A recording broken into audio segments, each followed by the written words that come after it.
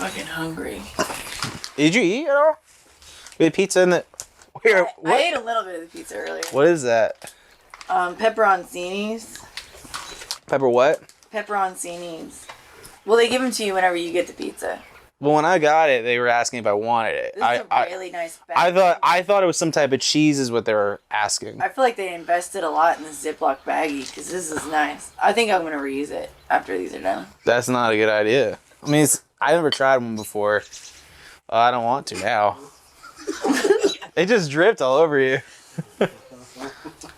Yeah. What? You got a little... I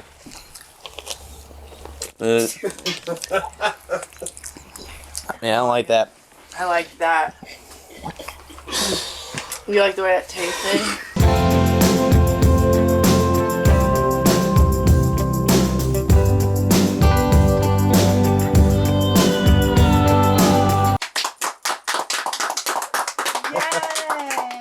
Yay! Hello, welcome back to Lifestyles After Dark. My name is Cynthia Murray. And my name is Freddie Bourne. We're really excited to be here. Yes, and we are back. Season 2, baby. Season 2. That's what's up. Now, usually people say each season, if you get renewed, it gets better. Right. I don't know about that. Well, we did get a nice big monitor. $100 on. Applause for the monitor. Yes, a monitor. Yes. Yeah. That's right. That's the guy who sold it to me, actually, in the audience. I invited him. He paid money to get in here, which is hilarious. Oh my god! Yeah. We charge cover now. Yeah, That's we charge cover if they ask. But they have nowhere to sit. No, they have to bring their own seating arrangements. And own booze. That's right. But we did get pizza tonight for everybody. Yes, we did. And they brought an empty box of Krispy Kreme donuts. No, there was two left and three left, I think. I didn't see. Not when I found the box. Yeah. I didn't know. So how you been? Because I haven't seen you since whenever you last saw it, viewer. Yeah, well, we have a lot to talk about. Let's just say that. Last season ended on a weird fucking note. I don't think it was weird. I thought it was a great way to end the note.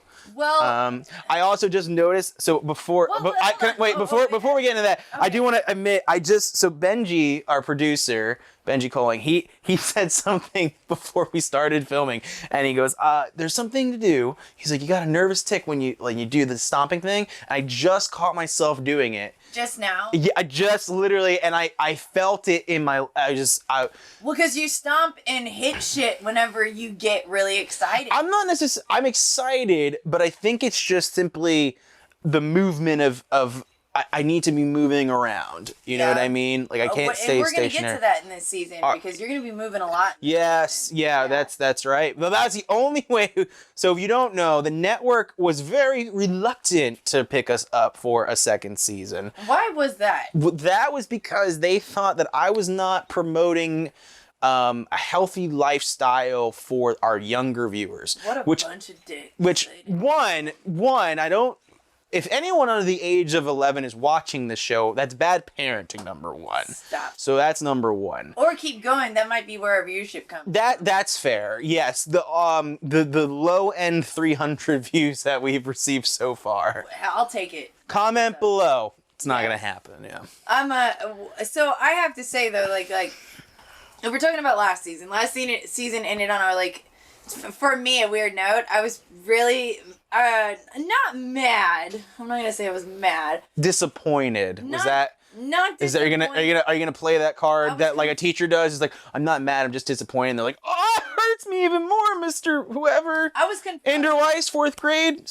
Crawford Rodriguez Elementary School. I was more confused because I feel like you were the reason Jordan Miller's brand broke up. Brand or band? Brand and band. Well, yeah. His brand has had to change completely over the last year. I wouldn't know about it. I haven't heard from Jordan. You at all? No. Like, you haven't talked to him at all?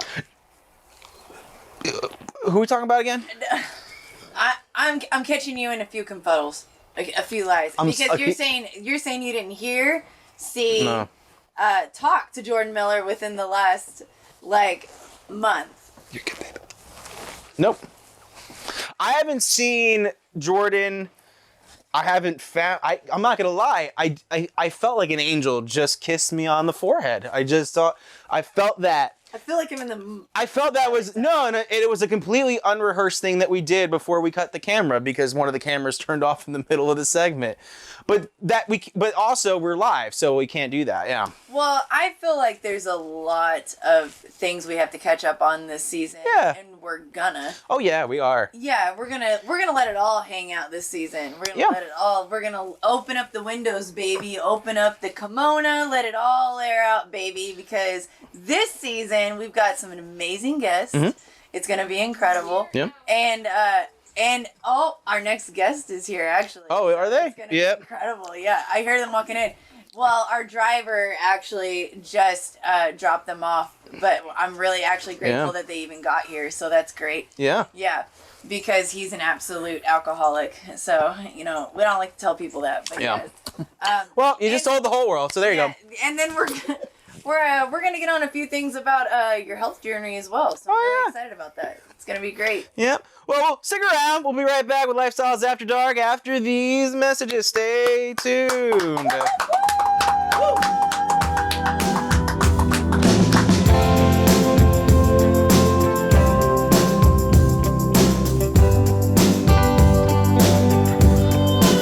Our first guest tonight on the first episode back for Lifestyles After Dark. She is a talented singer-songwriter. Her brand new song, Green, is out on all streaming platforms now. Ladies and gentlemen, please welcome Kenna Elpers.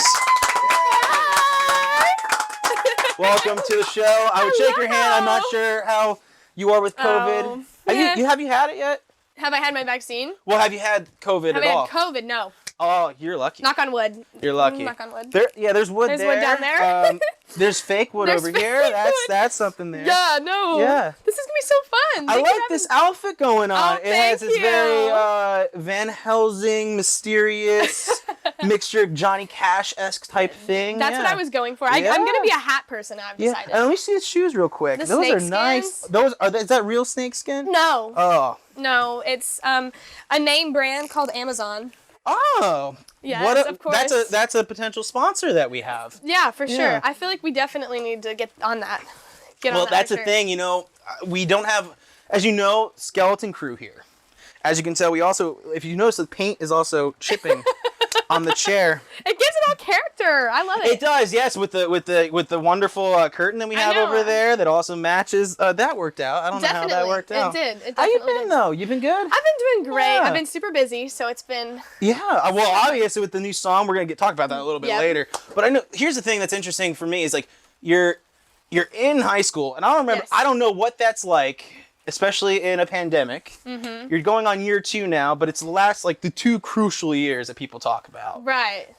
How have you been able to manage that between the fact that I'm going to go to school and I'm also going to be a musician full time just as much? Like, how's that going? I mean, it's been a wild ride. I mean, like, it's been crazy, but I started my freshman year. Whenever I entered my freshman year of high school, I was already performing out and about. Yeah. So it was all about acclimating to my priorities, kind of prioritizing certain things, time managing, just having to learn because, I still have to be in extracurriculars, have to keep my grades up, and now I think it's just kind of flown by. Once I got into it, there's been some difficult moments, but the school works fantastic with me, so that's helped a lot. They've helped me a lot, along with my family and friends, just kind of have helped me get through these past 4 years in the easiest way possible. I was reading an article about you for research purposes. Oh, yeah. And I was like, clear. Research we got some weird people that watch this show. I was gonna say,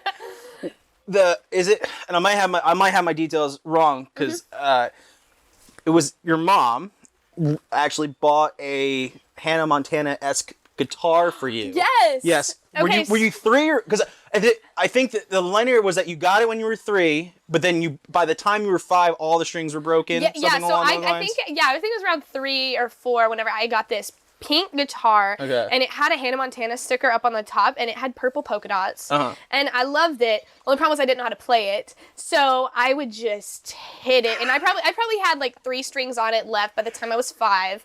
And then for my first grade talent show at school, I wanted to play it, but it only had 1 string on it, so I no longer could play it. Was that because you didn't like Hannah Montana, or were you jealous of Miley Cyrus at that time? At the time I couldn't play it, or at the time that I got it? I guess for me, I didn't like Hannah Montana. So if I had a Hannah Montana guitar, I would have done it out of spite. Because I would have been like, I was actually obsessed with Hannah Montana because she had, like, it was my dream, you know, being a girl, like, just living a country girl by day, superstar by night. Yeah. So that was like my dream. So Hannah Montana, I mean, I know every song still to this day. I still watch it. What's your favorite Hannah Montana song? Because Miley watches the show. My favorite one is Wherever I Go. Okay. That's my favorite Miley one. can... yeah. She could break back to the show. Yeah, for sure. Like, I'm sure she's watching this right now, so... Yeah, right now, because we're live. Yes, We're live right now. Exactly. Wherever you're watching this, it's live in the moment. Yes, Miley Cyrus, please. I would appreciate if you check out my music. Oh, yeah. Because Wherever I Go is still... I sing it. And wherever you go and wherever she goes, she can also listen to your music wherever. Exactly, wherever. It's everywhere. It is everywhere. That's great. No, I was going to say, though, like, with... I listened to the first EP. It was self-titled. It was Kenna, right? Yes, the three tracks. And I listened to it like when we first met. I think it was back in 2018, I think, or so. Yeah, it was about. And one of my favorite songs is, interestingly enough, it's Wildflower, because it's similar, the same thing, the same message you're talking about. Like, I watch Hannah Montana. It's kind of this girl living her dream at night, and like that song was really kind of about the living of, you know, going after your dream and then eventually it coming true someday. How do you feel that's been, you know, now 2018, we're at 2021.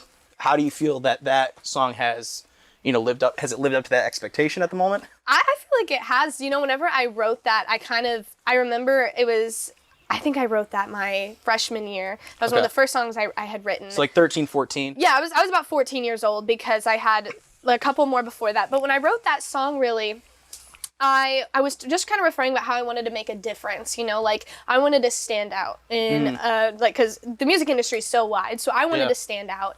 And I feel like now, where I'm at now, I feel like I have slowly started to stand out and make my own mark, because I've also wanted to show others that they can make their own mark in a sense. So I would say it's living up to its expectation. Yeah. And I was definitely is. Yeah, because I do like that song too. It took some time for me to grow on it, you know, because I come from a place where country music's not really that much of a big deal. And when I first moved out here, I didn't realize how close we were to Nashville. Because I'd just be like, I also am someone that didn't have no idea where Kentucky was in comparison where Evansville was. You know? So I was like, people were like, I'm coming from Henderson. I'm like, why would you drive over a bridge and a toll to get there? Like, tolls, like, where the heck are you from? I was like, I don't want to talk about it. You know what I'm saying? So I think the one thing is, like, I've seen you kind of grow over the past couple of years, and I know that, like, just kind of reading a little bit more about you is, like, you've had a lot of experience with other musicians, other writers. Can you kind of talk a little bit about that? I know you worked with some people from the Cold Stairs. Oh, yeah. I know with, oh my gosh, I'm kind of losing a train of thought here in terms of like who you were exactly working with. But I mean, any particular people that you're like really kind of helped you pave that way? Oh, yeah, recently? For sure. Well, I mean, just in general, I mean, Chris Tapp from the Cold Stairs. Yes, he taught me how to play guitar. And whenever I was slowly starting to grow, like, around here and more people were wanting to book me, I knew maybe 3 songs on the guitar. I could not, and he was like, we're going to get this cracked out. Like, I'm going to show you how to get through it, like, so you can start playing as we grow. And I mean, he taught me, in probably 3 months, I was doing like an hour or 2 like acoustic gigs. In how many months? About 3 months. Wow. So he was showing me like how to like get these shapes down, and like he was a big help. And then Andrea Worth from the Honeyvines in general, they were the ones who actually got me on the Lamasco stage, because Songhouse, right? Yeah, they had Sunday Songhouse, and I was 12 years old. And wait, hold on. You're in a bar doing that at 12 years old. Yeah, I was 12 years old. And you only learned 3 months of guitar at that point. That time I didn't even play guitar. Andrea would come up and play for me, and I'd get to open up for certain artists. But Andrea and I are actually related, like distant, like we're like cousins distantly. So I had always watched her stuff, and we would stay in touch every now and then she invited me out, and that helped me just kind of, I feel feel like after that moment, that was where it all kind of started, because from there I started branching out and meeting more people. But she definitely is another one that has helped me a lot on this journey. And Joe Grolick from Haywire, he was a guy, he helped me write Aluminum Bottom Bay on my EP. Okay. And then of course Cynthia, and like just tons of everyone artists. loves Cynthia. Everyone loves Cynthia, I swear. Cynthia's like my big sister, so it's just she's like my big sister. She's my girl. So she's like my big sister as well. Yeah. Oh God. Oh goodness. I look forward to your letters, people. I cannot wait to see what comments you get from that one. But if we get any at all. No, so there's just so many, and like now I'm even starting to blank out, but I mean I feel like almost every single musician for the most part around here has Theo Akai, Dakar Baker, like people that they've started playing with me when I was 13 years old. They just took me under their wing, and there's many more that I could name, but I mean at the end of the day all of these people have helped me grow. Yeah. And it's been incredible. No, I mean, and I think that you are such a humble person too, because I mean, I know that you kind of surround yourself with those people that really help you out, and I know that's what you look for. I think that's one of the things that I don't see that. I think the nice thing about it, and we'll kind of talk about it a little bit later, but like I think the one thing I really appreciate the most is like I typically, growing up, I saw a lot of people that were younger than I was. Like, you know, I was 20 or 21. I saw people that were like 13, 14, but there was such an ego to them. You know what I mean? Like it was like this whole thing of like, I know what the world is like and I know what the industry's like. I'm going to be the biggest thing in the world. I would never be able to say that. Yeah. Well, I was one of those people at 13 because my mom would gas me up. But I think that like it's a true testament though, because I mean, you really show the appreciation for the people that work with you each and every time I've seen you on stage when you're recording. I think that's great. And I do want to talk a little bit about Green and then kind of that process and kind of like a little bit about that growth. We might stick it around if that's cool. Oh yeah, for sure. All right. When we come back, Kenna Elpers, we're gonna talk about Green and a couple other things. We'll be right back. Lifestyles After Dark. Woo.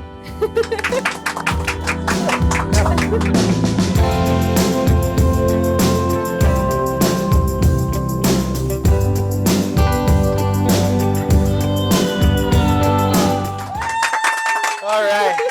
And we're back with Kenna Elpers. We're talking about stuff. Found paint on me as well. That's great. There's paint. Oh my God. You do it when you Yeah. Don't worry about it. Oh, it's dry. fine. You know, we have a production assistant. I don't know what the fuck he does around here. Where's he at? We don't even know. All right, so Green, I know a lot. So Green's out. I love the song. Oh, thank you. And it's one of the most mature things I've heard from you. Oh, thank you. And knowing you, and it makes sense because the last time I've heard really stuff from you was 3 years ago.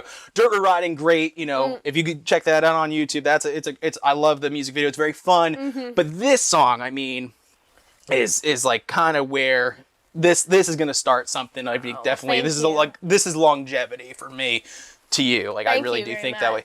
Now, I obviously know the stories of it, but I'm not gonna be one to kind of, you know, bring that up. So I'll kind of I'll start it off, and then you can kind of fill in the gaps.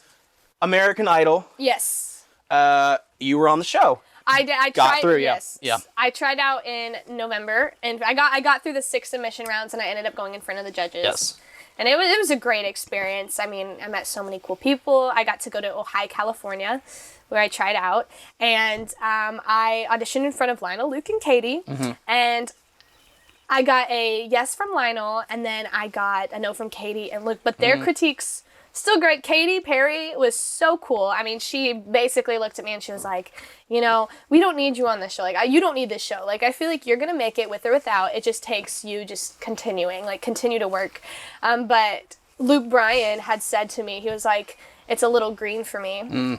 And that's something that I feel like I have always heard, like, from the time I started to now. It's people that have just kind of looked at you. You know, people get negative comments all the time, and it never bothers me because I'm gonna do what I want. Well, that's the point of the industry. Like, when you put yourself out there, like, you know, that's kind of an unavoidable thing. Like, you're gonna get people that are not gonna like you. Exactly. And I mean, there have been so many like it doesn't. But at the same time, those never bother me. But that was always something that was like a touchy subject for me because I feel like, you know, you put so much work into it, as much work as you can. and just because I'm a teenager means I can't do it. Like, it made no sense to me because I would be working my butt off constantly trying to better my music, better myself. And that was always hearing people say, it's just a phase. You're too young. You know, you've got a lot more work to do. I'm like, I am pushing myself, and I may not be where I'm at now, but I'm never going to be the person that, like, I'm never gonna be my own idol, you know? Like, I just want to continue working. So whenever he said green, that was kind of that ending point where I was like, I need to tell this story. Because that happens to a lot of young kids. I mean, any type of dream, whether you're trying to go to be a professional athlete or whether you're trying to go and you want to be a journalist or whatever, maybe if it's something outside of the norm, you're always going to get that, well, you're too young. You can't do that. You can't start your own blog. You can't go and tour the country. Like, it's just stuff like that. So I put it into my own perspective, and that's kind of where green came from, in a sense. And I was going to say, like, you mentioned the whole thing of, like, when I was hearing that, like, it's like these, when you put yourself out there in the arts, when you put yourself out there in a place that's almost kind of like uncertain. Like you said, an athlete, for example, like an Olympic athlete, for example, like you're looking at someone that will retire at 30 because of an injury. Or you have someone that is trying to have a longevity as a career, as a performer. It's like, well, what's going to happen if they can't do it anymore? It's like, you know, how is that going to work? It seems like people usually say that type of stuff, like, you know, it's impossible because it's so kind of like far-fetched. Right. You know what I mean? And it's hard because for me, like, especially at your age, and I don't want to put it as an age thing, but I think you've been hustling since 13, 14 years old, right? And the fact that people are now at 18 years old, looking 5 years later down the line, give or take, that people are still saying that same stuff to you, but you hustle more than those people that are going to be the people that are complaining. Exactly. And I'll be honest with you, like, here's the thing, and for the record, this is me being as I didn't understand the whole thing with you at first. Yeah. Straight up. And you've told me that before. Yeah, and it didn't need any malice to it. You know what I mean? Like, here's the thing. I'm a grumpy old man. I'm 55 years old. I'm tired. Yeah. I can't. I'm tired. In bed by 7. That kind of dude. Well, no, 8 o'clock, but close enough. Close enough. Right. No, there is this thing where I didn't get it at first, you know, and I think it was just this thing of me being someone that was in a different area, but like the reality is I've been doing this completely by myself, so I kind of been this way for a while where I'm just completely the anti type thing. I'm like, you know what, like, I don't worry about the people with the popularity and the followers and stuff like that. Like, that's kind of been my whole thing for a very long time. When I was on a label, the label said, you need to worry about that, and then I was like, I just did the middle finger, and then I got dropped, so I didn't learn my lesson that way. But I think I didn't understand it at first. And I think, the more I got to know you, the more I really understood what you were about. And then when this song came out and actually having those conversations with you, like, it kind of really baffled me, because I go to this place where I'm like, how can someone say this about a 14, 15-year-old, saying that they're too green, or, you know, it's almost impossible, because in reality, you've been showing people that it is very possible. Right. It's a very, very true thing that you can do. I mean, obviously, I know Katy Perry told you, I think, something along the lines, you didn't need the show. That's what she said to you. Oh yeah, I 100% agree. You don't need that type of show. I think the reality is that with these types of songs you're doing with Green, the things that you're doing where you're talking about these experiences, you're having this real connection to the audience. That's what's going to get people to go, this is the real deal. And it took me a while to kind of like put my head around it. Right. Jealousy. It's honestly jealousy. Like, it's a jealousy thing, you know, because like I'm 29 now, and I've had some experiences, and now, you know, but then you go down, up, and you have what it takes, if not and more. Oh, thank you. So I mean, if there's people that are out there, kind of like, you know, people, you know, the reality is that she's been probably doing more work than you all have. So I don't know what to tell you. But no, like I said, the humbleness that you have, especially when I was talking earlier, is like, you really appreciate each and every person that helps you on the journey. And there is this real sweetness to you, and that is what I think is going to, if, you know, at the end of the day, that your music's going to be, your talent's going to be there.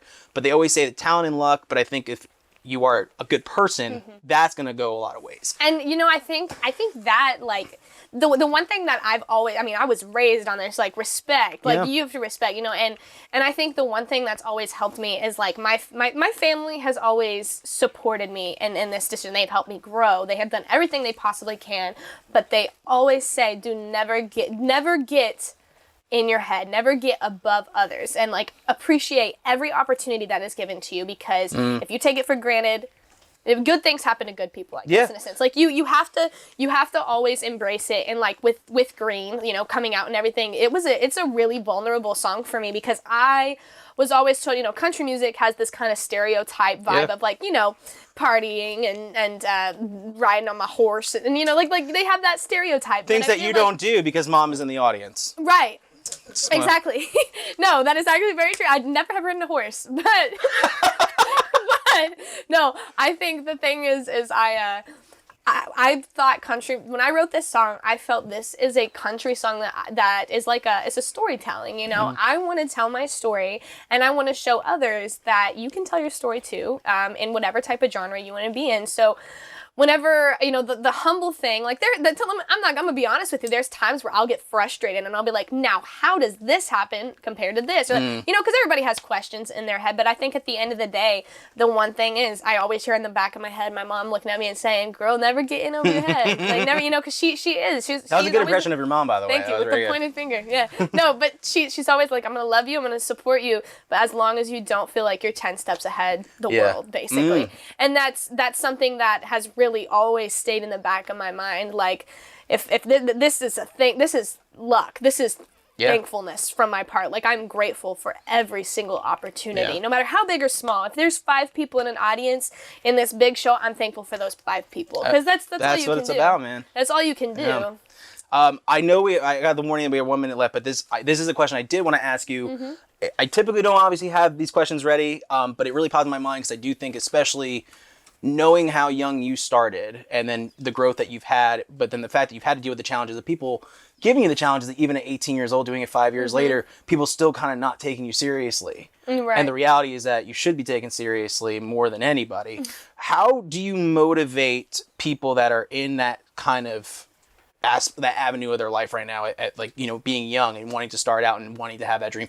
What kind of tips would you give them in terms of like to keep them motivated, to keep them going? I would say number 1, go with your gut. And when I say that, I mean stay true to who you are. Do not fall off and try to fit a mold. Do not listen to what other people have to say. Stay true to your heart, to your head, and no matter what, know that the amount of work you put in will be the amount that you will receive in the end back to you. Because I think that's one thing I've always had to remember, is always stay strong, stay positive, stay humble, and you know, just continue on working. Never stop just because somebody wants you to. Yeah.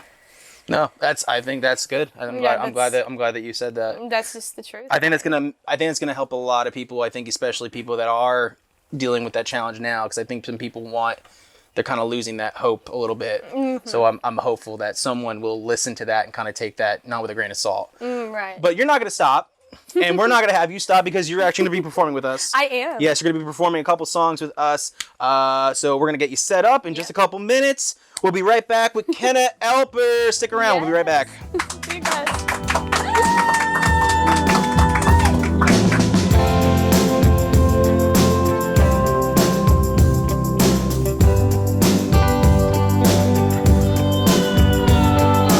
And now performing Green, ladies and gentlemen, Kenna Elpers.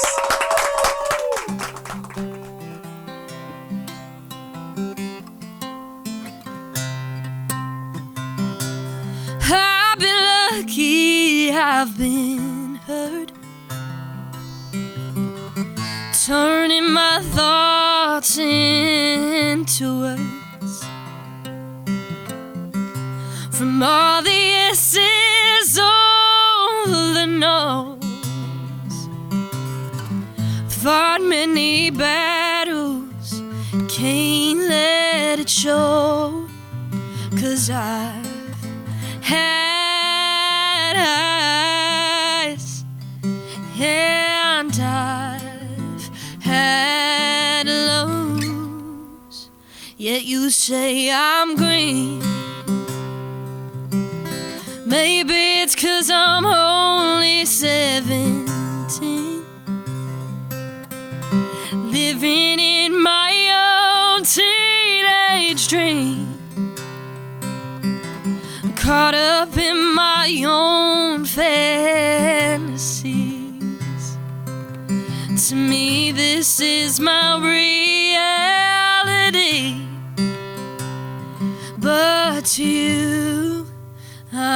just grieve.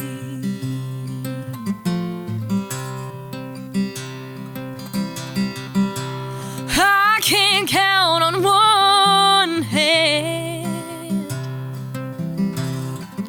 all the nights I miss the little things with my friends, chasing what I know will be worth it. Keeps me going and putting all the work in. Yet you say I'm green. Maybe it's 'cause I'm only 17, living in my own teenage dream, caught up in my own fantasies. To me, this is my reality, but to you, I'm just green.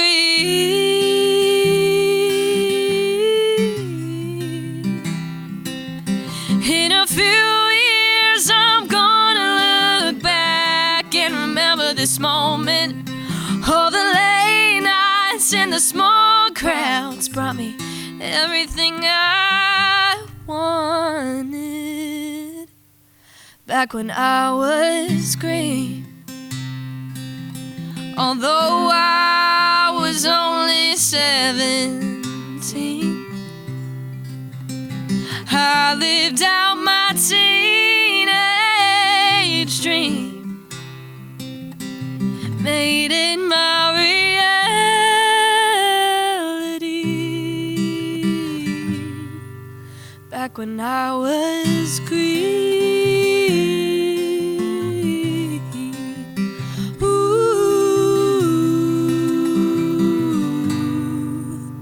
Back when I was green.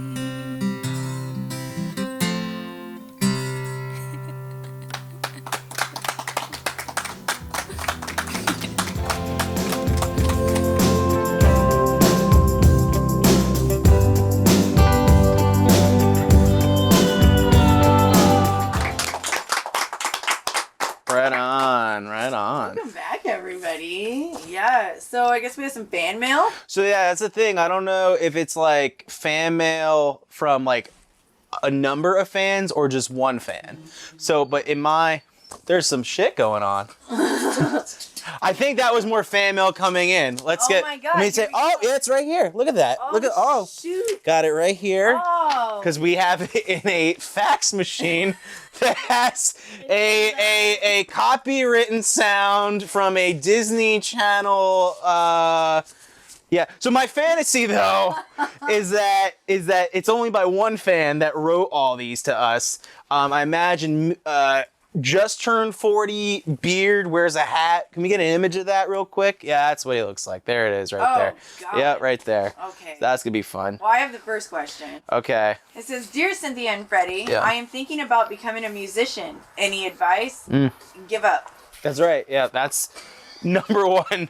You can laugh, people. It's okay. That's an okay thing to laugh at. Don't. Don't do it. When you have that moment of dreaming, you go, I had a dream, and then you're like, No. no. Don't dream. Don't dream. Yeah. Because you can not dream it's over, but it will. Yeah. Yeah. Yeah. Like my dream right now is to not have debt for our kids, but I can imagine myself at 108 years old dying, and then our young children, we're gonna be like 25 at that point. Daddy, this is the guy. Daddy, what was one thing you need to tell me before you go? I'm $100,000 in debt. Like, I think that's how it will apply. Debt for our kids, that's my dream. Yeah. Yeah. Yeah. I see my nervous ticks more, honestly. I did that, and I'm not even hot. Yeah. And it's gonna make a lot of noise in the mic. Good luck. Okay. Have fun, Benji.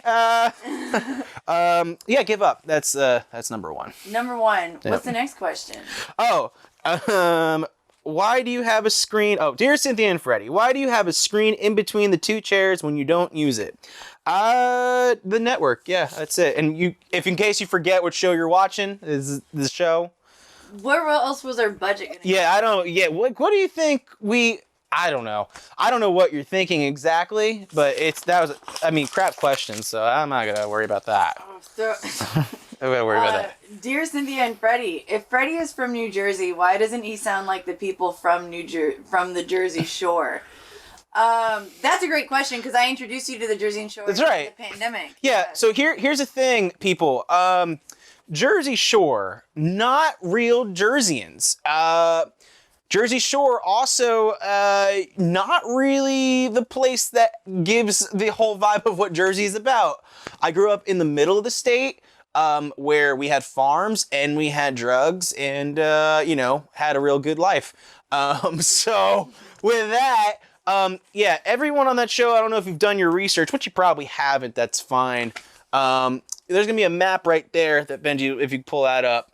So if you look, the north over there, that's where like Soprano Land is, and that's going towards New York. And then I grew up right in the center right there. And then Point Pleasant's more towards the south. So you've been lied to because MTV, that was reality television, not real, not and none real. of those people were from New Jersey, so. Okay, so I think one or two, I know definitely one grew up a half hour from me and then the other one lived 10 minutes away from me. I'm just hoping our kids come out with this accent. They are with my accent. With the Jersey accent. That's not gonna happen. Okay, they're gonna, you know what they're gonna sound like? A hybrid. I think it's gonna almost be like if Ian McKellen had an American accent. Yeah. Or Bernie Mac had an accent like me. Him's child. Him's child. What's the next question? That's you. You have the next question. I just asked it. Oh, did you? Okay. Dear Cynthia and Freddie, how much do you rehearse before filming the show? You're looking at it. This is the whole show. So I drink a bunch of White Claw, yep, that's right. Here we go. So if you don't, yep. Okay, here we go. And what do you do? Yeah, we don't believe in rehearsal. Rehearsals for losers. I studied theater, and I will admit to you right now. Bad dress, good show. That's right. Next question. Dear Freddie and Cynthia, is the show getting canceled? Are you is that something? Is that an insider? At some point. At some point, yeah. All good things do come to an end, and it might end after the show airs. You never know. What's the next question? Dear Cynthia and Freddie, is it weird we only watch the show high? No, it sounds pretty reasonable. I think the show became what it is because people were high working on the show. So that was that was it. So for legal reasons, wherever you live, no, you should not. It's not okay. For places legally where it is readily available and you are allowed to do it. Shout out to my home state of New Jersey. Legalize it. Yep. It's not weird at all. Nope, not weird at all. Dear Freddie and Cynthia, how much do you make an episode?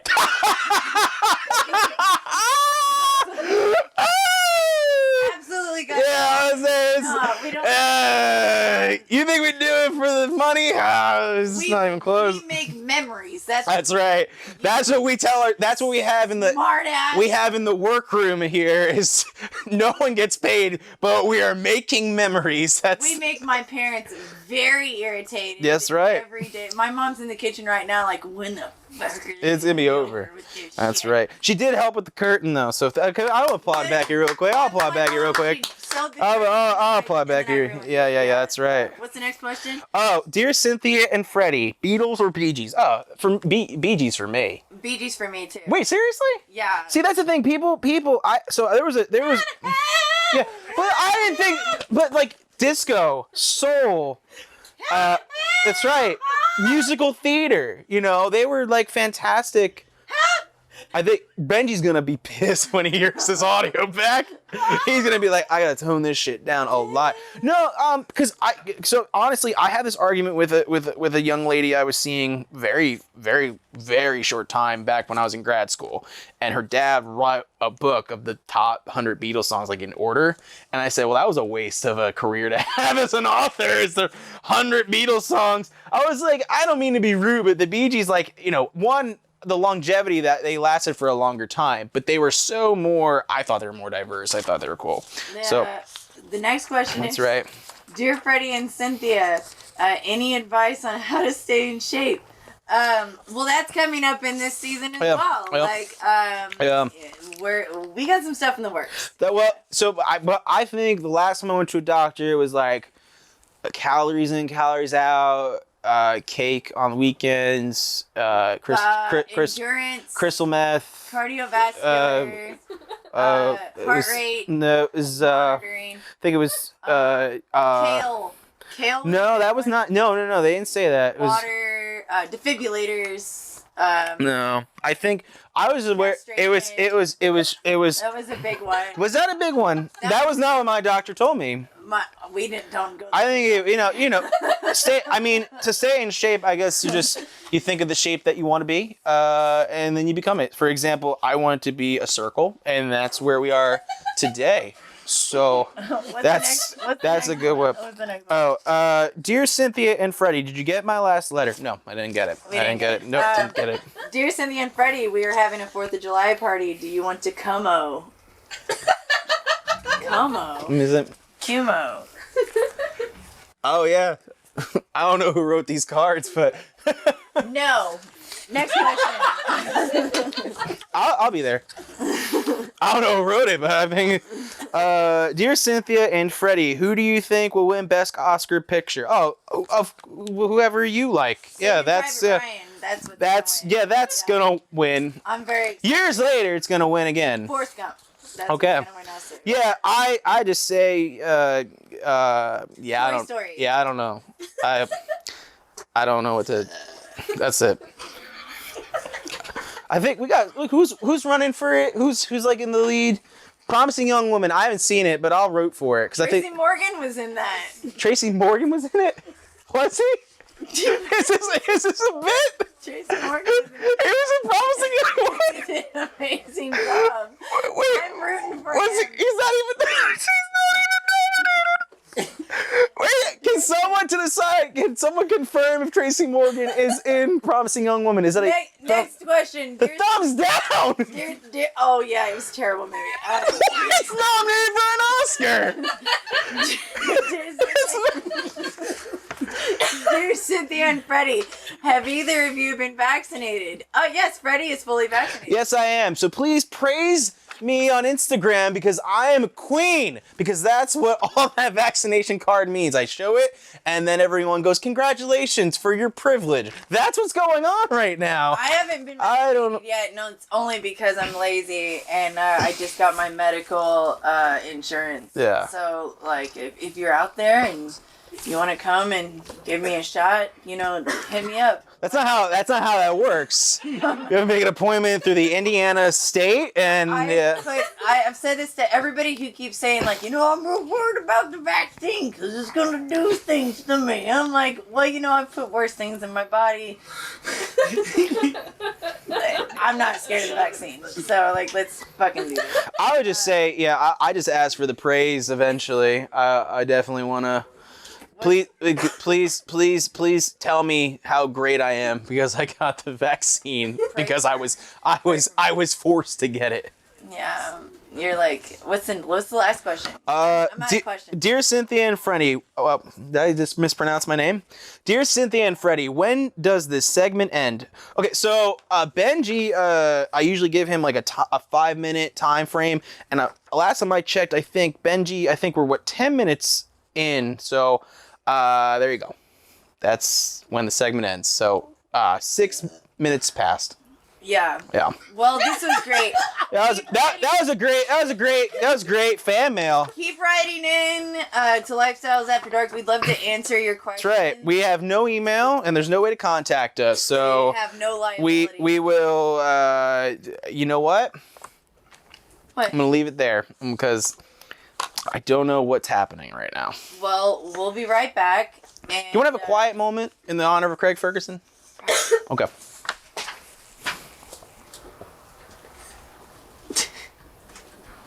I get really emotional thinking about it. Are you emotional because... I'd really like it if you just shut up. I love you.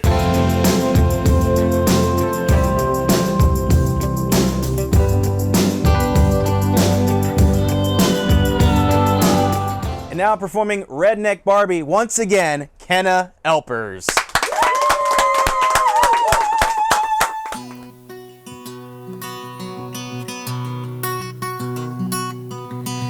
Sick and tired of hearing about the blonde girls, the ones you claim will rock your whole world. The only stories you ever tell are about them southbound southern belles. Yeah, I've had enough.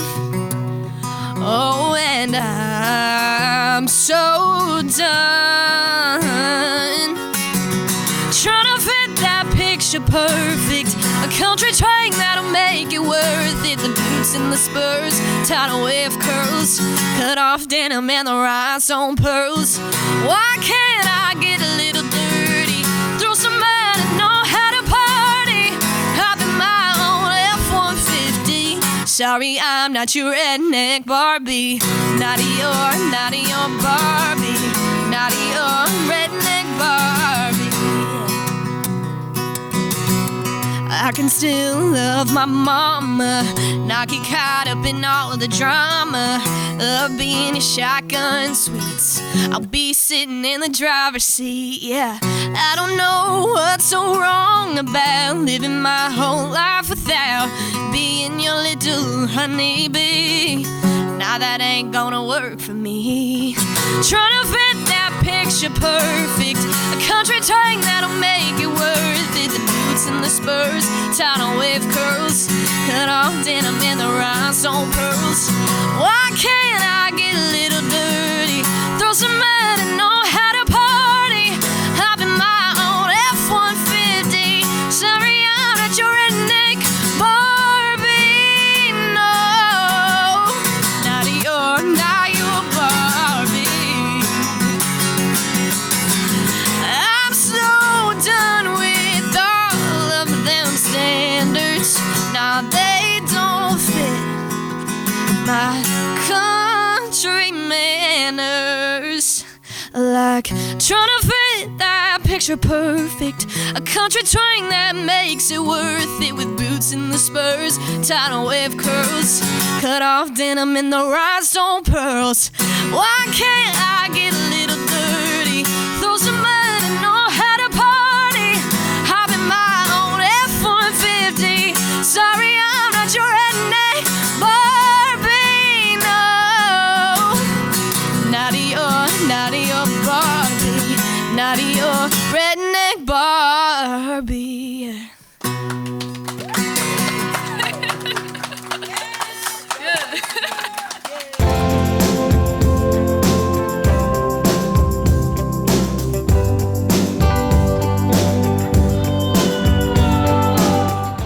Our next guest on Lifestyles After Dark is one of my best friends on the planet, the oh so powerful, the oh so funny Mo! Yeah, baby! Oh my God! How are you doing, baby? Look at you! You look so fantastic. You. Don't think about me. Let's talk about you. You just rolled in like I'm gonna wear my flannel today. I got still got to keep it country, you know, just a little bit. Because you like country guys, right? Yeah, well, I was born in Mount Vernon, so I had no choice but to like country dudes. All the black people are related, so like I gotta look elsewhere for love. That's how that goes. So what are the names of some of the dudes you oh go my for? God. Okay, so I've dated a lot of Adams. Surprisingly, Adams love me. Yeah. There's some Brian, some Corey, some Daniel, some Ethan. We could go down the list, down the alphabet. Tanner. Yeah, you know, I have never dated a dude that I had to ask how to spell his name. Like, never. No. God. Apostrophes? Never have I ever. No. I would love to date a dude with an apostrophe in his name. I would love to play the game Never Have I Ever with you. Oh, girl, I lose every time I do it. I'm awful. I'm terrible. I'm a bad influence. If all my parents, because I got a lot of parents, if all my parents knew what I really was like, oh my God, I'll get disowned. If all my parents, like, you've got like 12 parents. Well, like... I've got my mom. And then, I don't know if my mom knows that I was kidnapped as a young adult. And I've got my adoptive white parents. And they're a trip. They're the best. They're so funny. I have to say this because, yeah, when I first met you, you were like, so these are my parents. And I got to meet, like, your white family. And I was like, oh, my God. Todd was adopted, and like so your name is Todd Givens, and that's your real name. Yeah, and I'm Mo. I'm an alter ego or an alter negro, if you will. You know what I'm saying? Yeah, definitely. So. I always knew you were Mo, so whenever I looked you up on Facebook, I was like, this can't be him because this Todd. But like, I love Mo because that's always how I've known you, and so whenever I met you, you were like, this is my family, and I was like, oh my God, Mo's adopted, that's so beautiful. And then you're like, well, that's not really, they kind of adopted me when I was like in my 20s, like not as a child, but not everybody can say that they were adopted in their 20s. Like, no, I'm gonna get disowned for this video. I'm low-key scared that my white mama's gonna see this and be like, you know what, you're not my kid no more. I'm like, wait, what? Because like, she's getting into heaven. Let's just put this about my white mom. She is devout Christian, goes to church every Sunday. She don't cuss and really don't like you cussing. Oh, so, like, my God. Girl, you should have been there today that she decided that her favorite song went, oh, skeet, skeet, skeet, skeet. Oh, bruh. And we were just letting her do it. We were just cracking up until finally one day she learned what it was. And like all the white people, when they found out what skeet meant, was just heartbroken. You know, because y'all like gas, like y'all about to catch the demon in your mouth or something. God. Like when y'all. If you don't know, Google it. Google it. We're not going to explain it. If you have to Google it, I'm going to need you to crawl out from underneath the rock you've been hiding underneath for the past couple years. I have to. Okay. So, let's go back a little bit. So back in time, whenever I first started going to open mic, well, not the first. I was going to open mic whenever Stephen Horning was hosting it, and I'd been going years prior. But through like 3 years back, Stephen Horning was hosting open mic at Lamasco Bar and Grill, which I am now the host of, and whenever I was going, I was just starting to play guitar and ukulele, so I was trying out new shit, and I saw you constantly on the board to sign up, and whenever you would perform, I was just starstruck. My mind was blown, because you do such an amazing job incorporating your comedy and music. And you do your comedy act, which always kills, and it's always so original, and it's so you. It's like, dude, this is Mo all day. Like, you call out everybody, you talk shit about everybody, and you have no shame, and I love it. And I love that you always bring me up, too, in your comedy act. But your music wows me, because you were like, I just wrote this 4 minutes ago and I'm gonna come up and perform this, and I'm like, what? It's so perfectly coiffed, but everything that you rap about and sing about is so relatable, and it's like, when I can't deny this motherfucker, like, he's incredible, like he's amazing. And every week, like, I'll say this, like like not last week but the week before, Steven was there at open mic, and he was at the soundboard with me, and you were doing Keisha, and Keisha's like my favorite one that you do, and he was like, I gotta produce this motherfucker. He's like, this dude, he is funny. And you're so unique. There's nobody else that I know of doing the conjunction of things that you do on stage. It's so impressive. But I really want to know, like, how did you get to this? Like, what inspired you to want to pursue this and do this? Well, okay, so the music, if you type in couch rapping, I've been kind of like side rapping on YouTube for a while. Just nothing really that I had ever like taken seriously or thought was going to go anywhere. But then like, one of my old friends, she was going to go to Lamasco's for her first time getting on stage, and she was like, I'm so nervous. Will you go if I go so that you break the ice for me? And I was like, yeah, by all means. And loved it. Fell in love with it. And I think that was a very good key point in life that like fragmented me down a different timeline, because without her asking me that question, I would have never gotten up there. You're like, and I probably and I probably would have dropped the music, because like, I don't know if you know this, but Lamasco's keeps me in production of music, because like the feeling that I've got a new song to show y'all really gets me hype, to the point that like, if I think I'm close to being done with the song, I will stay up all night and try to fix it, so that like when I get done, I'm like, I just finished this song yesterday and I'm so hyped to show you. So yeah, you guys keep me motivated, and you're like my home, and I cannot wait to be able to like hopefully shout out to Lamasco's when, you know, somewhere special. Dude, like, it if I don't see your name on the board, I'm immediately messaging you. I'm like, where in the fuck are you? You like, know, and the get one here time now. you did that, I was like, I can't go. I'm so tired. And then I was laying there and you messaged me and I was laying there like, man, all the regrets because I could have got up. I don't know what I missed. And yeah, so now just to avoid texts like that, I just get up and put my shoes on. Yeah, dude. Like, Yeah. I love it. I've experienced so many amazing things with you in the last year that, like... Oh my God, me and you have been wild the past like, year, really. we went from, like, not knowing each other at all. So, like, Jake Holder was... we played together a lot in 2018 and 2019. Me, yeah. And you guys worked together at Rafferty's. So whenever we got paid out, I would go to Rafferty's and he'd be like, hey, man, you got to go to Rafferty's and pay me out because I don't have Venmo and I live in the Stone Ages. And I'm like, all right. Sounds just like him. So I'd have to catch the check and I'd have to go to Rafferty's and pay him out. And you were the bartender.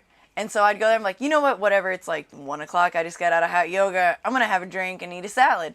So you'd be like, what are you doing here? What's your name? And I'm like, I'm Cynthia. Who are you? And you're like, I'm Mo. And I'm going to get you your drink today. And we got to know each other a little bit through there. And then I started seeing you at La Masca. I'm like, that's the same dude that's at Rafferty's. And never did I imagine that 3 years later, I'd be sitting with you, right interviewing here. you Yes. right here at Lifestyles After Dark. It's nuts. Yes. And like, so this last year, we've had a couple of experiences together. Oh, and I got to goodness. talk about them a little bit, just a little bit.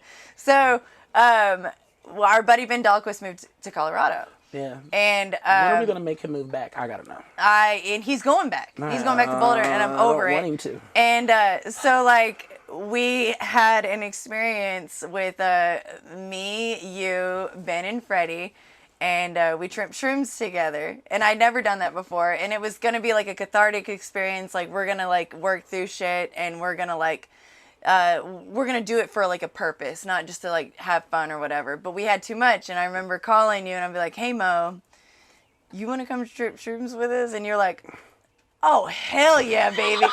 And I'm like, what are you doing? You're like, I'm playing Mortal Kombat and eating nachos. I'll be right over. I'm going to put my shoes on. And you get there, and everybody had an amazing time. You guys had a great time. I did not. I went to hell and back. It was not the most pleasurable experience for me. I haven't done it since. And I was crying on the couch the entire time. And if it weren't for you, I don't know if I would have gotten through it. Because every single time you looked at me, you were just laughing and dying. Like, oh my God, Cynthia in this trip is amazing. Oh my goodness. Like, okay, so, like, the other two, they tripped shrooms. I stumbled, you fell on your face. I don't know how to, you was on your face, your head, I've never seen somebody take off a sweater and put it back on so many times within an hour. I was low-key sitting there counting you like 12, 13, like, watch, she getting ready to do it again. 14, like, and you would, like, I could tell because you would get real red and I could see you sweating. I'm like, here come the sweater, it's coming off, here you go. Yeah. I didn't know how to help you. Like, you know how when you're in those situations, you're like, should I call the cops? But black people don't call the cops. So I didn't know what to do. I was in a conundrum, but I'm glad that you survived and I'm glad I was there to be your saving grace. Well, I want to keep talking to you, but we're going to take a quick break and you're going to perform for us a little bit later. And I'm so excited about that. And I'm just so glad you're here for the season premiere of this show. And I'm like, thank you so much for being here. Stick around. We'll be right back with Mo. Don't go nowhere, baby.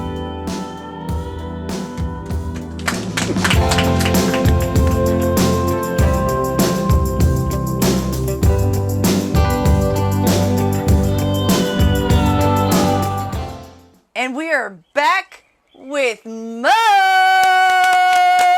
Yeah, baby. So, I want to get more into your inspiration to create music and to create the comedy that you come up with at open mic. Like, some of the things you bring up, in which I have to point out lately, you've had a few bits that have stuck in my mind about the Girl Scouts that I absolutely love. And Jerome. Yes. I'm going to talk about Jerome again. I wake up every morning, and I'm not kidding. I wake up every morning with the thought in my head of you saying, Jerome got roaches!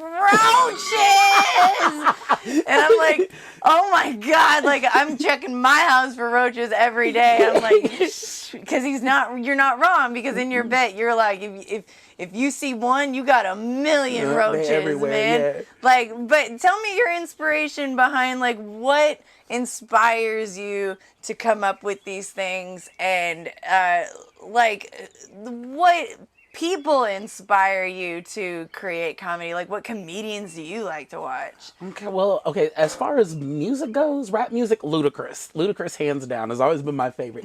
He's just so funny and poetic with the way that he uses his words for his raps. I always try to change the words so that they hit a little bit better, because I think that that's what he does. So I always try to channel my inner Ludacris whenever I'm writing songs. That's what's and up. then, throw a little rainbow and glitter in it. That's how that goes sometimes. As far as comedians go, as a kid, my favorite comedian was Samore. I don't know if you know who Samore was. Yeah. Okay. And she was raunchy and she was raw, and she came out, and pretty much out of all the comics on the Queens of Comedy, she had the most foul mouth, the worst jokes, and I was like, okay, I like her the most. Yeah. And now growing up, we got like Cat Williams and like Kevin Hart, but my low-key favorite is Tiffany Haddish. I've been watching Tiffany Haddish, and I've been watching her grow and all the movies that she's been in. She's created a lot of success in the last couple years. If I meet her, I'm a geek out. I'm gonna lose my mind. Like, if I see her, I'm gonna have to put my hands on you, Tiffany. I'm sorry. If I ever meet you in public, I'm touching you, and you just got to get over that. Yeah, that's what's gonna happen. That's what's up. I love definitely. it. And I think that's important for everybody to realize, is like, you have these inspirations and you have these people that you look up to, and they started from a certain place. Mm-hmm. We all started at open mics. Like, Tiffany Haddish was performing she was living out of her car, for God's sake. I mean, it's important for people to realize that, like, we all started from the ground up. We did not start like, well, we're here in a backyard, like, doing this show. Like, we're doing what we gotta do just so we can be heard. And as entertainers, we're just like, just give me attention. Just listen to me. That's all I want. And tell me that you like it. Yeah. Yeah. And even if they don't like it, you're like, okay, well, why don't people like it? And then you create more from that. Like, it just only makes you better. Yes. And I think it takes so much guts for you to do what you do. I could never do what you do, man. Like, you get up there and you make people laugh, and you have all of these intricate stories, and then that leads into your raps and your songs, and it's inspiring to me, because I love to make people laugh in a very different way. I mean, when I go up on stage, I just talk shit. I talk about, like, my vagina, like, hands, I give a round of applause to whoever took a shit in the bathroom before me. Because that bathroom at Lamask was always stinking. Like, I'm sorry, mate. It just does. Like, it does. The ladies' bathroom, those ladies are foul, man. Girls are nasty. They got really a bad are. Diet. You all need Boys to take a bad rap. But you need to take a probiotic. Somebody needs to get on that shit. And, like, but I want to hear about Jerome a little bit. Oh, my Lord. Because Jerome seems to be a very big inspiration to you within the last month. Yeah, well, my cousin growing up was always a mess. My cousin one time made me think that I was getting kidnapped. And it was because I was walking from my house to my uncle's house. And it's a small town, so you're liable to bump into anybody. And there's this guy walking up the street with this bandana on his face. And, like, as he sees me, he starts getting closer and coming closer to me. And I was like, oh, it's on. Like, this is it. I'm dead. Like, this is the last time I'm going to see light. Like, let's go. So, like, I decided I was going to run. And he caught me. So I decided I was going to fight. And I ripped off his mask. And, of course, it was him. And I was pissed. And I punched him. And yeah, he made me pee on myself. He deserved to get punched. I was scared. I thought it was like white van time. I didn't know what to do with that. What? And he laughed. Every time he gets me, he just stands back and he laughs about it. And I'm like, there's something wrong with you, man. That child is not right to this day. My older cousin is not right. That's what's up. Well, yeah, it takes a lot. I'm sure you grew up with siblings. Or are you an only child? Oh, no, I've got a lot of siblings. Yeah, I have one brother, and that one brother, like, made me have thick freaking skin, dude. Yes. Like, it takes those, family members, or not family members, just friends that put you in a perspective to give you inspiration to continue doing what you do, and like you're the inspiration for this song, and don't feel bad, and if I make money off of it, maybe I'll give you a percentage at some point. Maybe heard, okay? Maybe I'll get you an inspector to get rid of those roaches, bitch. Like that's what's up. Right, yeah. Definitely. Like, so what are you gonna do for us tonight? I want to hear. Well, I'm gonna talk to y'all about Jerome. I'm gonna talk to y'all about Keisha. I want to hear more about Keisha. Yes. Like Keisha, everybody she loves don't act. Keisha. Right. Yeah, I got to everybody's meet Keisha. got a Keisha in their life. Everybody's got a Keisha in their life. Everybody's got a friend that you can't take them nowhere. Every time you take them somewhere, especially when there's liquor involved, it's time to go. Like, get your keys, girl. Get your purse. Let's go. My Keisha, the most recent story with my friend, her name is Kelsey, but I call her Keisha, of course. She's my Keisha. And she called me, and she was like, hey, let's go out. And I'm like, nah, girl. I'm at home. I'm on the couch. I'm in my pajamas. Get in your pajamas and stay home. And she was like, no, he's acting stupid. I'm going to leave. I got to prove a point. And I'm like, you really don't have to do all that. Just go upstairs and smoke and get in your bed and relax. She's like, no, I got to go. So then she leaves. I told her I wasn't going. She leaves. She gets there, and then she gets there, it starts pouring rain. Second act of God that tried to stop her from going in there, right? And she's like, no, I'm going to go home. Forget this. And someone texted her and was like, no, we're in here. Just come in. And the next thing she knew, she was locked in her car. Because she got so drunk and was stumbling that they didn't know what to do with her. They just threw her in her car and locked the doors and called my cousin to come and pick her up. Oh my God. And I was like, the bitches don't care about you. I'd have told you not to go out with them. And look, God tried to stop you too many times. You will know that she's not drinking no more. That was her sign to quit drinking. She sips it, but she don't drink it no more. She's being good now. I'm writing a song about that. God tried to stop you too many times. Look, I don't understand why people fight the act of God so many times and then get mad when shit don't go right. God tried to stop you 4 times and now you mad? Okay. You gotta learn, see the signs. Tripping over your heels, man. That Kentucky Tavern don't go very far. That's my favorite thing, though. The KT just hits your soul. It gets to talking to you in your ear, telling you all the things you want to hear. And the next thing you know, you naked somewhere. That's how that always goes. When someone gets in your ear, you be naked somewhere. Yeah.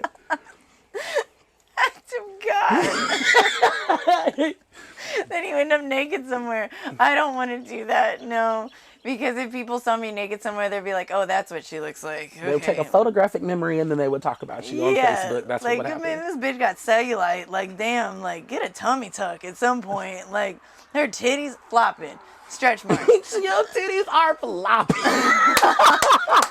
Yes. We got a little bit of time, but I got to talk about really quick the time that you tricked me into saying the N-word. I did not trick you. You were a willing victim on accident. This was like a couple months ago, and it was super dead at Lamasco Open Mic, which Lamasco Open Mic, I run it every Monday from 9 p.m. to 1 a.m., so come out and check it out. Lamasco Bar and Grill, Evansville, Indiana, Franklin Street. And what song was you doing? It wasn't God. Snack. You were doing Snack. Yes. I'm going to let you hit it from the back. Yeah, if you're going to call a bitch a snack, eat it from the back. And then the line goes, and nigga, yes, you know how much I hate when you don't eat everything that's on your plate. And I was like, I'm going to go up and sing harmonies with Mo because he needs help because there's not a lot of people here. I'm gonna fucking help him. And I go up there and I hit the N-word. I hit the N-word and I was like, oh, like I literally, like I looked at you and I was like, all of our eyebrows was in our hairline. We didn't know what to do with it. We couldn't even continue with this song. No, we just started laughing. On our knees. And I was like, and thank God nobody was there. And I was like, please, but tell everybody that I did that. Because I felt terrible. I was so weak when you did that. Yeah. Like it was so funny, but yet it's like so terrifying. I was like so glad nobody else was there. And She's like, someone's gonna follow me home with a Back Lives t-shirt. Like, no. It was awful. Mo, I love you so much. I love you too. And I'm so glad you came here today. And I'm so excited to hear you perform. Stick around. Mo's gonna show us what he's got, baby. Lifestyles After Dark after this, baby. Yes, bitch!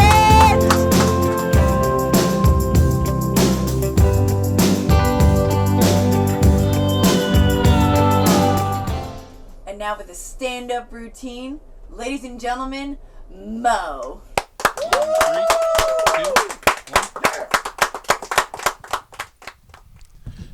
1. Y'all don't understand how big of an honor it is to be standing right here where I am today, because like 2 years ago when I first got on stage, I'd have never thought I was gonna have these big flashing lights. So allow me to like turn magenta real quick, because that's what black people turn when we get, you know, embarrassed, and then glow, and I move on.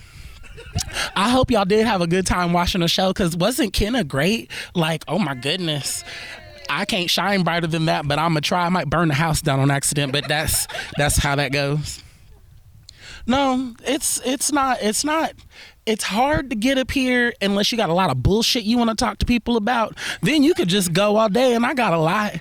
And I know everybody's out here making assumptions about me, about, you know, like sexuality and things. And yeah, we can go ahead. It's safe to make any assumption you want to. I probably did, and I probably will. That's just how that's gonna go. But like, they always want to talk to me about the men. And yeah, I do love the men, and I hate them motherfuckers all at the exact same time. They stupid. They don't do nothing that makes any type of sense whatsoever. No sense whatsoever. Like, if you broke, bruh, don't pick me up at dinner time and try to take me places. Take me places at breakfast when shit's cheap. You know what I'm saying? Pick me up after midnight, after everything is closed, and then act like you mad that everything is closed. Like, have some finesse. Learn that word, finesse. Like, if you ugly, especially if you got an ugly cum face, okay? If you got an ugly cum face, please fuck everybody with the lights off so that we don't judge you. Cause like, I'm sorry, I don't care who you fucking, I'm gonna lose respect for you if you go from Chris Pratt to Quasimodo within 3 seconds. You can't talk shit to me about nothing else for the rest of our relationship. Don't even try it. Speaking of talking shit, if you short, don't even try that whatsoever, okay? Don't even go there. Like, if you gonna talk shit to me, you better get a chair, a stool, or something. Get a height advantage before you talk shit, for I punch your little ass. Get the fuck out of my face. What the fuck you talking about? Go away. And if you ugly, like, if you ugly, don't come in my house trying to eat my cereal and eat my fruit snacks. That's Scooby-Doo, bruh. Don't even try that. Go the fuck. Eat the shit out the back of the cabinet that you know I ain't gonna eat. Don't come up here and through that. Like, how do you do that? How do you let somebody, ladies, how do you let an ugly dude come in your house and drink all your baby Pedialyte and eat up all your Cinnamon Toast Crunch? What the fuck kind of sense does that make? I don't get that whatsoever. Like, you gotta be real fine to pull up some shit like that. Like, Jensen Ackles, Dean Winchester from Supernatural, bruh, he could get away with murder in my world. He could go out, get drunk, wreck my car, cuss out my mama, then climb in the bed and pee in it, and I still just get over that. Like, lady, look, you really dudes, you really don't come back from peeing in the bed whenever you drunk. That's just terrible. That's awful. Like, everybody gonna look at you now because I done told them you pee the bed when you drunk. You just gotta get over that.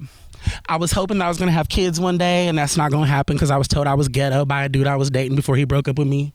And I asked him what made him think I was ghetto, and he looked me dead in the eye and said, "Don't act like I didn't see you steal from Walmart the other day." And he was right, but motherfucker, mind your damn business. Why are you over here watching me go shopping? Get the fuck out of my face. Better yet, explain to me why Walmart has this $5 lotion on sale, on markup for $15.99. They wanted to get stole from today. That's not my fault. That's Jesus. Like, that's the hand of God. Don't even be mad at me. I'm over here. I thought Walmart was supposed to roll back. If you ain't gonna roll back, I ain't gonna roll up. Fuck you, Walmart. That's what I'm talking about. The first time I ever stole, it was because my cousin taught me how to steal. We was at the IGA, right? I'm 7, he just turned 12, and like, we're at the IGA looking in the window, and he see all these Hug juices, and he convinced me that they were free. And I was like, nah, Rome. His name was Jerome. Don't that sound like a bad older cousin name anyway? And I was like, nah, Rome, I don't think they're for free. And he's like, no, it's hot. It's summer. All the kids can just go in there and get whatever juices they want. He finessed me. So I went in there and I got a blue and a purple because those are my favorite colors. And then I got him a red juice because I was looking out. I'm a homie like that. And as I was on my way to the door, I got snatched up by a white woman faster than you could say Black Lives Matter. And I was in a cop car and I got taken home and I got my ass whipped that day. No, Jesus was there. And I ain't gonna keep talking bad about my cousin Jerome. But y'all, that nigga got roaches. And he got roaches bad. You know what I'm saying? Like, roaches, they come in like phases. They got 3 phases. Like, you either don't have them at all, or you got them and they don't appear a lot, or you got them and they there every single time you look. Herpes be just like that, don't they? I swear to God, him and my Uncle Moose, they've been at stage 3 for a minute and a half, and a minute is already a really long time. Man, I'm telling you. The thing that make me mad about Jerome is he be doing shit like he ain't got roaches. Like, why the fuck is your favorite cereal Rice Krispies? Why the fuck is your favorite cereal Cocoa Pebbles? Bruh, are you serious? I'm gonna need you to eat some Cheerios so you can see some shit floating in your milk. Slow down. Don't make no sense. I was trying to bring fucking chili to the family function. Ain't nobody fit ready to eat this. We open up the thing, we like, boom, I know Jerome did not bring chili. Like, boom, he wanna ask me, I don't know why nobody ate no chili, nigga, really? You don't know why nobody ate your chili? And I heard you out there trying to finesse to Auntie Sharon talking about you got organic wallpaper. Nigga, you talking about them roaches? Not the roaches. Ooh, every time I say his name, boy, I get to itching and shaking. I swear to God, he got roaches real bad. Every time you come over to his house, he want to try to offer you a can of Coke. No, nigga, I want a glass of Kool-Aid in a clear glass so I can see through it. Stop playing with me, Rome. I don't know why you do this. One night he did actually confess and cry to me because, you know, you got to move away from roaches. Like, you can't just get rid of them. You got to move out. Like, and he tried that twice. He even moved one time and didn't take nothing with him and still got roaches. And one night he got drunk off some Hennessy and cried to me. He was like, cuz, fam, I don't know what to do. I don't know how to get rid of these roaches. It's just, I don't know what to do. And I let him cry on my shoulder. I didn't know how to tell him that every time he moves, I get a jar and I go over to Uncle Moose's house and I scoop up a couple of his roaches and I take them over to Jerome's new apartment and I set them bitches free and let them colonize. That's what that nigga get for teaching me how to steal in the first motherfucking place. That's what you get. Y'all, that's my comedy time and I hope y'all enjoyed that. Thank you for your ear.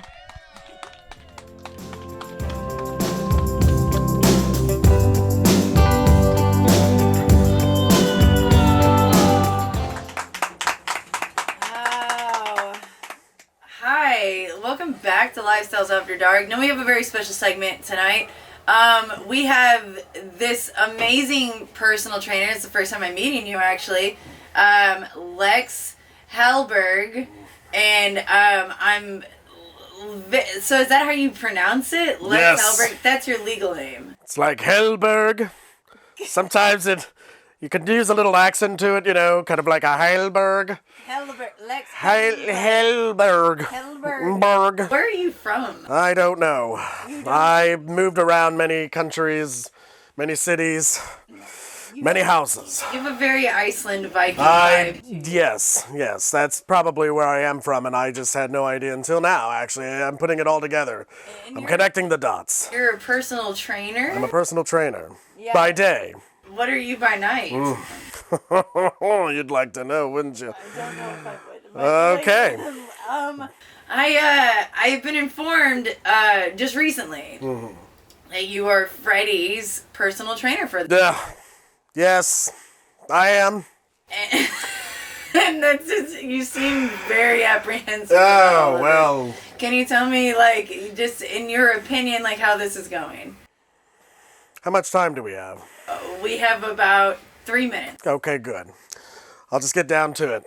We'll get down to the brass tacks here. Yes, the nitty-gritty, Actually, that's one of our workouts we've been doing, called the nitty-gritty. Actually, it's called knitting-gritty, because he's just knitting, and he's working on the arms, you know. He's kind of flapping them like a chicken, you know, and knitting along. And yes. I would feel like I need everything that you're doing with him to benefit me in my life. Yes, I feel like the flapping would be good for right. anything, you know, private. Oh, yeah. Be good. The flaps, I know sometimes that can take a while, you know, to really get away from the flaps. You don't want that flap sound.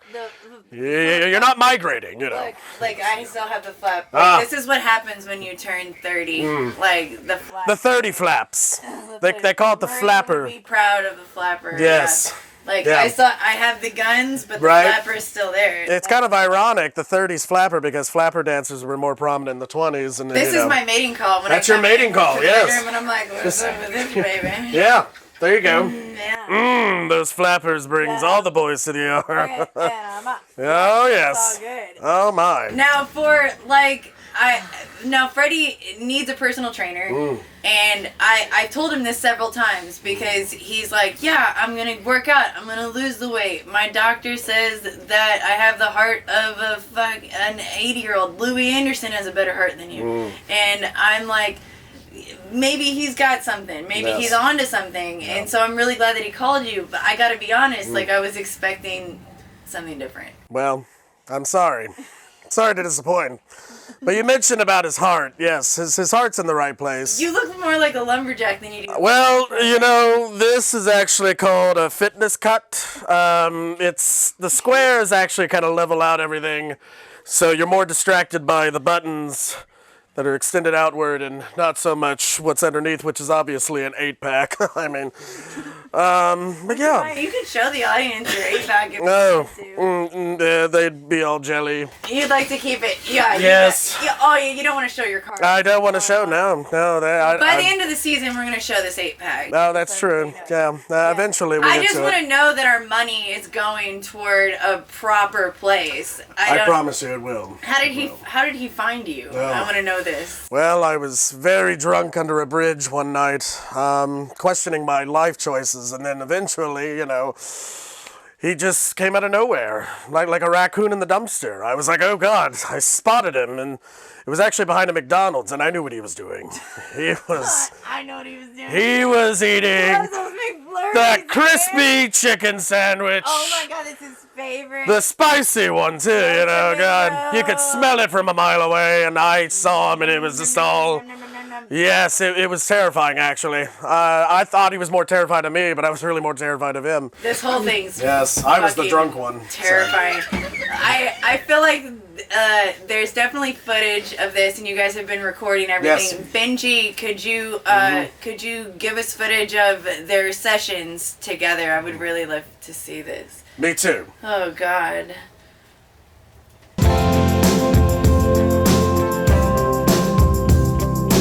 All right, we're gonna start off with there you go. Raise up those knees. Now I want your hands out like this, like a T-Rex. Yeah, there you go. I want to see Jurassic Park. How does this help me? Right before my eyes. I'm Jeff Goldblum. All right. This is not. Look at me. Life finds a way. The fat is hitting my knee. You're gonna find a way. All right. There you go. Look at that. Vibrations in my glass. Oh no. Here he comes. Here he comes. Here he comes. Come on now. What am I doing? Oh no. You're coming after me. Ever years. Yeah. All right. You succeeded in phase 1. Oh, great. It's called the 7th cycle of hell. Now, second phase. See these watermelons? Yeah. See him. Well, don't worry about that yet. Okay. But look at that field. That's a nice stretch of grass. It's a good stretch of grass. Yeah. So I'm going to need you to do this. I need you to run all the way down there What? while I finish this cookie and my wine. Like I have to wait until you're done with that? Can I wait until I'm done with this? Oh. I just want to see a speck of you right out there. And I'll scream for you to come back. I'll be like, get back here. Okay. That's all right. Can you hear that? All right, get back here. Who does this training? Who made this? My great-grandfather, Pappy Hellberg, once gave me the same exercise routine at 4 in the morning like we're doing right now. I don't think It this is worked right. for me. It should work for you. Okay. All right, I so feel really weird about it. But on the count of 3, 1, 2, 3. Ah! That's right. 1, 1. 1. Yeah. Oh God. Oh. Oh, man.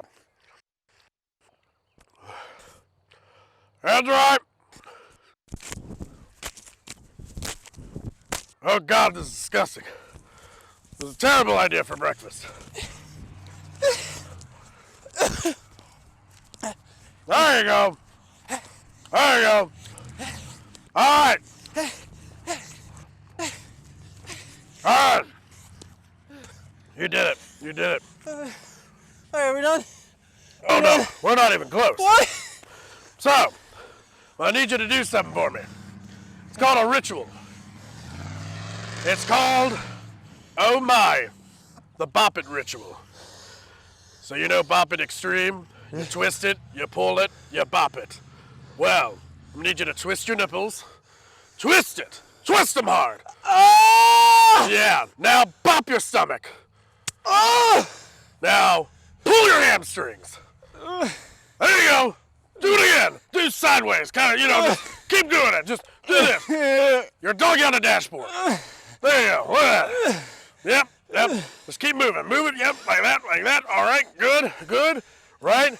Oh, God. You're a twister. Oh, man. I'm Helen Hunt. I'm coming after you. There you go. All right. So enough of that. As you can see, I'm a cinephile. I love movies too much. I have to incorporate them into my exercises. Now let's get back to these watermelons. You know the great thing about watermelons? No. They're heavy. And they're firm, which are two things I enjoy in life. Heavy, firm, round watermelons. So, what I need you to do this. I need you to run back down, come back, and squash a watermelon with your mind. What do you mean? With your mind. Mind over matter. I don't follow. You've got to unleash the power against the watermelon. I need you to look at it, observe it, harness it. I need you to look at that watermelon and say, you ain't the boss of me, melon. You ain't the boss of me. Water may control the planet, but this melon doesn't. Okay. Right? All right. So on the count of me, finish the last bit of this cookie. Hey, 1, 2, go! All right, you're doing good. I don't know. All right, now turn back. Oh, yeah. God, it's beautiful. Oh, man. All right. Now, pick up the watermelon. Which one? Pick it up, any of them. Which one? Well, eeny, meeny, miny, mo, of course. There you go. That's a good one. Yeah, which one's firm? Which one's good? That one feels firm to you? All right, give it a nice good rub. Yeah, that's your baby. Say hello, baby. Hi, baby. I'm your mama. I'm your mama, but I got to kill you. Why does it kill you? You're Rosemary's baby. Rosemary. See, back to cinema. All right, so now I need you to try to squish it with your mind. Stare at it. Give it a good lick. Oh, yeah. Show that love. That's right. Now I'm going to need you to squash the watermelon. What? Squash. Turn it into some good old watermelon squash. You sure it's okay? I'm sure as hell, damn it. Why would I write 5 books about this? Okay. All right. There you go. All right. Oh! Oh! There you go. Oh! Yes! Squash it! Squash it! Get it! Now stop on it! Just push it down! Stop on it! Shoot it up! There you go! Just get it! Oh, yeah! Yeah! Now I need you to eat it! Eat it raw! Yeah! Get it! Yeah! About just eat on it! Eat on it! Yeah! Look at you! You're hungry! You're mad hungry! Yeah! Right! You're Kong! Start beating your chest! Beat your chest up! You're Kong the Magnificent! Oh, yeah! Right! Yes! All right! How do you feel? Phase 3 is done. Wow. Turns your bowel movements. I feel... Counterclockwise, I don't know. I don't think they even go clockwise. If we had a bathroom here, it would be full. It would. Yeah. Smelled for days. Well, You'd have to buy a lot of potpourri. I know, the patchouli and the light a match, light a candle. Burn it. I can honestly say I have very little hope at this point, but Me too. we're going to get there. We will. Probably. Half of our income is... I've been asking a magic 8 ball every day if it's really going to work out. It's... It says ask me later every day. I can tell you this, it's better... Okay. Because our children's college fund is going toward you. Oh. So Lumberjack, his way to health. Yes. Ladies and gentlemen, Lex Hellenberg, we're going to be seeing a lot more of him this season. And we'll be right back with Lifestyles After Dark.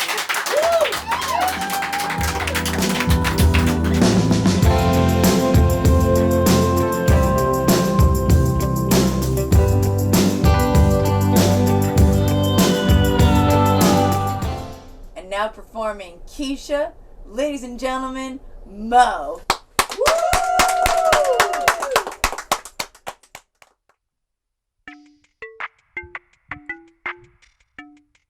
Nah, Keisha, she don't act right. Y'all, Keisha, she don't act right. Y'all know my Keisha, she don't act right. Hey, where y'all trying to go? Well, yo, I'm about to meet y'all. I hope y'all bringing friends, cause I'm gonna bring my Keisha. And yo, that ain't her name, shit, that means she act up. And if y'all on some games, y'all gonna catch the snatch up. Hey, yo, from here to shoes, my bitch is looking good. Hey, boy, don't be no fool, she wish a nigga would. Hey, yo, I try to warn y'all if that be understood, that my girl gon' go Crenshaw like she from Inglewood. What I'm trying to say, like the babe, my Keisha, she go hyphy. That is why all night, all day, I keep that hoe beside me, cause niggas, they gon' throw their shade, but no, they ain't gon' try me. And if you want inside me, boy, light a joint like Spike Lee. Keisha, she don't act right. Y'all, Keisha, she don't act right. Dog, Keisha, she don't act right. Y'all know my Keisha, she don't act right. Keisha, she don't act right, and she knows she don't. She's always saying she gon' act right when she knows she won't. I try to tell that hoe to calm down, but y'all know she grown. I try to pull her off that hoe when she still broke her nose. So now I know, you know, my Keisha ain't no joke, and ain't afraid to start a fire. You don't want no smoke, she'll put you in a hole, the type that make you choke. Just like you puffin' on some dro, you gon' be on the flow for sure. Cause Keisha, she don't act right. Nah, Keisha, she don't act right. Y'all, Keisha, she don't act right. Y'all know my Keisha, she don't act right. Boots with the fur, in jeans, her booty's absurd. Y'all about to learn a new word, cause now Keisha's a verb. Y'all see her whirling them hoops and throwing her hair, and niggas swear it's the truth. I can't take that hoe nowhere, because she's always on her act up, act out. No doubt, I call her Gwen Stefani. She don't wanna hear no mouth. She told you, boy, don't speak, because I know what you gon' talk about. And don't come talk to me if you still living at your mama house. Ouch. Keisha, she don't act right. Nah, Keisha, she don't act right. Dog, Keisha, she don't act right. Y'all know my Keisha, she don't act right. Damn, Keisha, I know you do not care, that ain't your man, Keisha, but his bitch is over there and she looks sad. Keisha, ooh, you bad, Keisha. Keep taking all they niggas, make them mad. Keisha, pat your weave, Keisha. Let's take us one more shot before we leave, Keisha. Then get out on the floor and drop it low. Keisha, you my hoe, Keisha. That's why I take you everywhere I go, Keisha, you know. Cause Keisha, she don't act right. Nah, Keisha, she don't act right. Dog, Keisha, she don't act right. Y'all know my Keisha, she don't act right. That's for sure. My Keisha, she don't act right. Now y'all know my Keisha, she don't act right. But that's my hoe. My Keisha, she don't act right. Keisha, she don't, Keisha, she don't, Keisha, you don't act right.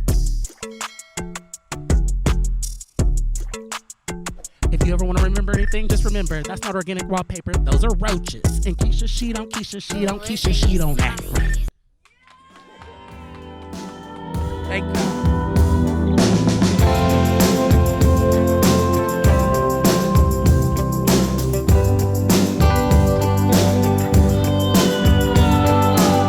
And welcome back. They're already intimidated. Welcome back to Lifestyles After Dark, and we're really excited because usually at the end of the show we do a challenge with our guests, and particularly this challenge is going to be it's going to be a classic, the Chubby Bunny Challenge, but instead it is going to be the Jet Puffed Extra Large Marshmallows. Each participant up on the stage will have 1 minute to consume the most that they possibly can to fill into their mouth. You don't have to swallow it, so that's the thing.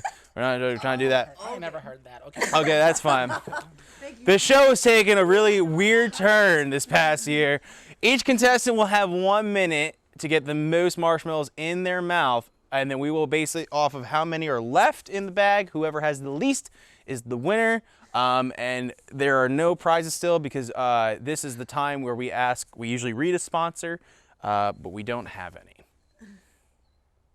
So, so contestants Kenna, Cynthia, and Mo, you will have 1 minute. I will let you know of a time And y'all ready? You can all take one in right now. You can have one right now. Not in your mouth, like just like hold it. Okay. All right? This is gonna. And how many we can fit in our mouth? Yes, correct. Okay. All right. Do we have to say chubby bunny like with it, or do we just put it? No, we Okay, just good. we're trying. It's too large. So Okay.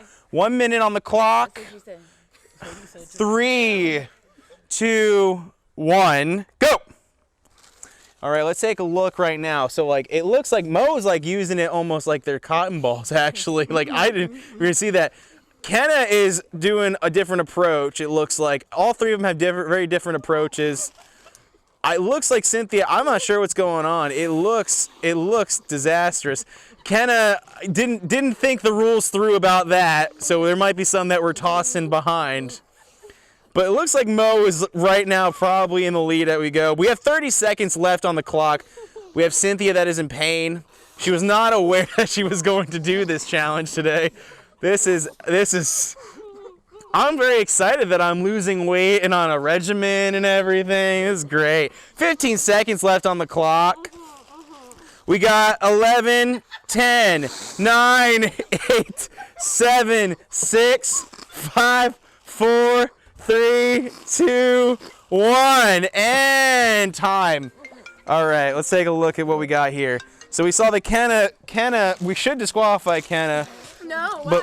But, because you ate all, yeah, you definitely did all of them. So it looks like, Was that gonna be vomiting? oh gosh, we got a lot going on. So it looks like we got 1, 2, 3, 4, There's none in my shirt. 5, 6, 7, 8, 9, 10. So we have 10 remaining, plus we have quite a few on the floor. Oh wait, there's more. Oh, there are more? Okay, here, 1 second. that's fine. So 10. 1, 2, 3, 4, 5, 6. You can take them out! You can take them out! You can take them out! You're done! We already know which ones you didn't do. 1, 2, 3, 4, 5, 6, 7, 8, That's disgusting. 9, 10, 11, 12, 13, I gagged. I don't do that often. 14, 15, 16, 17, 18. I lost. You don't even have to count mine. This is nasty. I don't even keep holding myself. 19, 20, 21, 22, 23, and then there is one left in here. Gonna be finding marshmallows. All right, and 24. In her pocket. Oh. I think of that. I put mine in my. You put them in your bra. Three. Boobs, yeah. I have 4. a lot of room there. Trust me. It's terrible, by the way. 5, 6, This is so gross. 7, 8, It just feels 9, 10, 11, like, imagine getting hit with this like a snowball. That's 12, 13, Oh, my it would eyes stick are to your watering. face. 14, 15, 16, 17, 18, 19. So I think by default, it was.